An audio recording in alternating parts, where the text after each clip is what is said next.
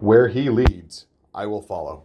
Genesis chapter 12 through Genesis chapter 13, verse 4. About 1800 years before the birth of Jesus Christ, but before there were Jews, a 75-year-old man by the former name of Abram received a call from God to settle in a new land, to build a great nation, and to be a personal blessing to all the families of the earth. Abram's father, Terah, had initiated the long 1,000-mile trek from Ur of the Chaldeans to Canaan, Genesis chapter 11, verse 31, but died in Haran in Genesis chapter 11, verse 32, 400 miles away from the destination. Terah died, so Abram, along with his wife Sarai and his nephew Lot, continued the journey to Canaan. Are you a young 75 or an old 75? What does God require of those who follow him?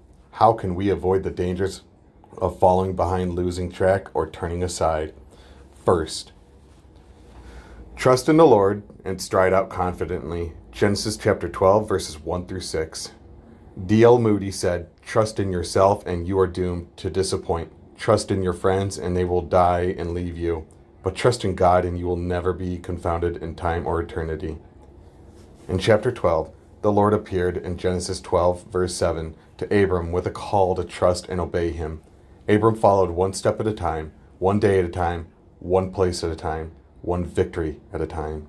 Along the way, Abram did not know in what direction they were heading, at what location they were stopping, and for how long they were staying. Hebrews chapter 11, verses 8 through 10. He only knew who was leading, not where he was heading, how to get there, or when he'll get there.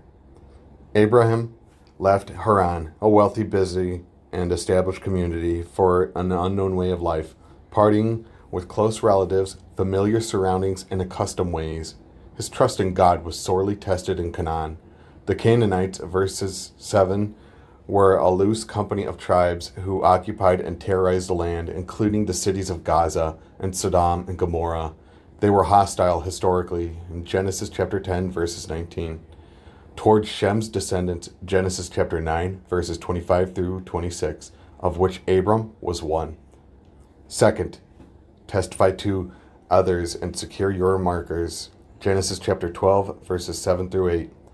The watershed of Abram's sojourn in Canaan was his consistent testimony to others by erecting altars wherever he went. Abram built an altar in Shechem in Genesis chapter 12, verse 7, another between Bethel and Ai, Genesis chapter 12, verse 8, and other places such as Hebron, Genesis chapter 13, verses 18, and Mount Moriah, Genesis chapter 22, verse 9. Altars were not only personal worship markers in verses 8 and Genesis chapter 13, verse 4, but public witness markers and practical whereabout markers. The altars were an eyesore to the inhabitants of the land. Abram ascribed an altar to the name of the Lord and called on his name publicly in Genesis chapter 12, verse 7. The tribute, the language, and its location were loud, unmistakable, and pointed to the Canaanites. The altars were practical whereabout indicators for the next generation. Abram's grandson Jacob would return from Haran and build an altar at Shechem. Genesis chapter 33, verses 18 through 20. The same place where Abram had built the first altar in Genesis 12, verses 6 through 7. Third, tell the truth and set an example. Genesis chapter 12, verses 10 through 20.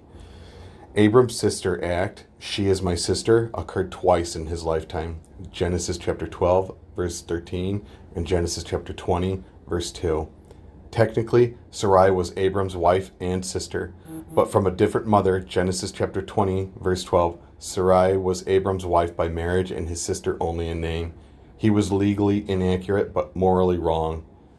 First, Abram was in the wrong place with the wrong motive and the wrong mindset. When a famine struck, he exited Canaan and entered Egypt in Genesis chapter 12, verse 10, with no intention of returning.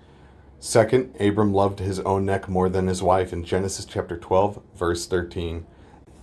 Abram's unloving say is in the imperative mood, Genesis chapter 12, verse 13.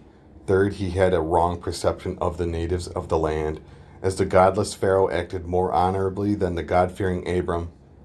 Pharaoh bombarded Abram with three separate questions, Genesis chapter 12, verses 18 and 19, and ordered him with two imperatives, take and go, in verse 19. In conclusion, we are to bless others by what we do, what we say, and how we live for Him. But often our imaginary fears, panic, reaction, and needless worries get the best of us. God is able and available to our needs, but we help ourselves and hinder ourselves too much. Is your self-centeredness, self-complacency, and self-contradiction preventing Him from blessing you and making your blessing to others? May you be trustworthy, truthful, and teachable at all times.